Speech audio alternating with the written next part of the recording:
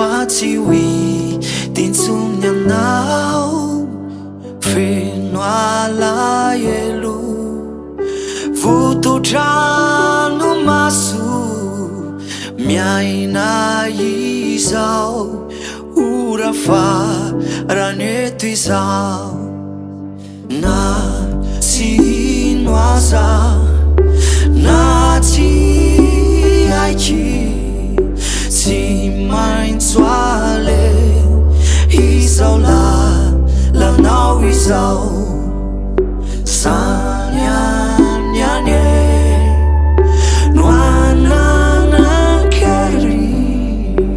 mifaranet ny tantaram-piainanao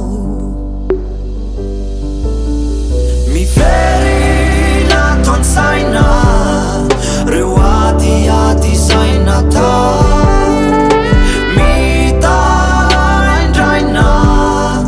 ilay mozikanao miverena ho iaho raha mbola azo atao fa foana mampangona ny toeranao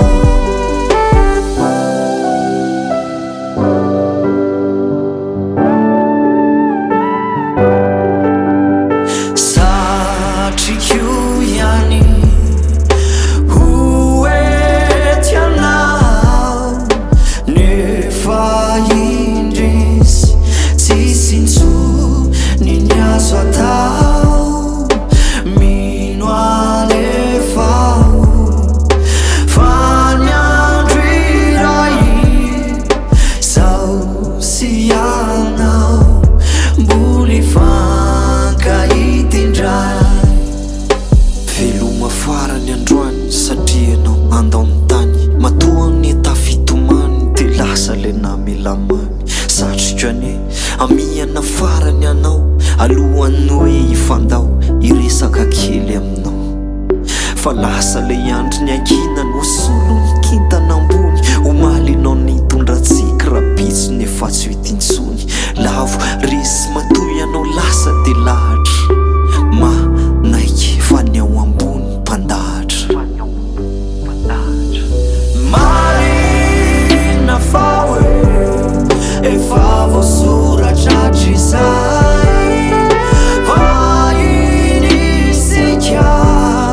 mandalo de izay mbola hody ovo fontany anaraka azy ihany mafiany efa de tsy maintsy fiaina izany mbola hody ovo fontany anaraka azy ihany tsy azo hitivina mantsy fa fiaina izany tsy azo hitivina mantsy fiaina